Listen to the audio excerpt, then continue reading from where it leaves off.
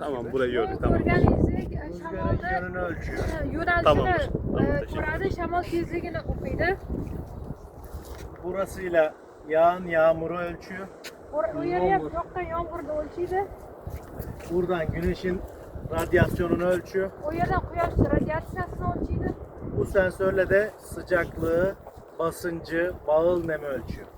Namlikni, bog' namdorligini, undan tashqari bosinchni, issiqlikni o'lchaydi. Şimdi arkada da matematik, burada da bakın şeyleri var. Sim kartla uyduya yolluyor. Bu kendi enerjisini topluyor. Aküde herhangi bir güneş, bulutlu havalarda, güneş olmadığı zamanlarda 30 gün, 35 gün rahatça şeyi yetiyor. Mana bu quyosh paneldan issiqlikni anaqa energiyani olib ishlataveradi. U akkumulyator ko'rganingizdek 30-35 kunlik anaqasi sklad zaxira qilib qo'yadi. Bulutli havoda o'z-o'zini ishlataveradi. Buradan da anteniyle direkt iletişim kuruyor kulelerle. Her 5 dakikada bir ölçüyor.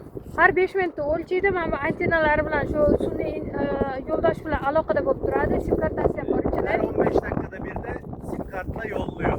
Har 15 minutga Telefondan 15. dakikada görebiliyor. har 15 Bu meteorologik apparat bo'lib, bizning O'zbekistonda 5 ta 6 ta viloyatda o'rnatilgan ekan. Surxondaryo viloyatida Termiz tumanida joylashgan Xalqobod mahallasida o'rik plantatsiyasida bor ekan.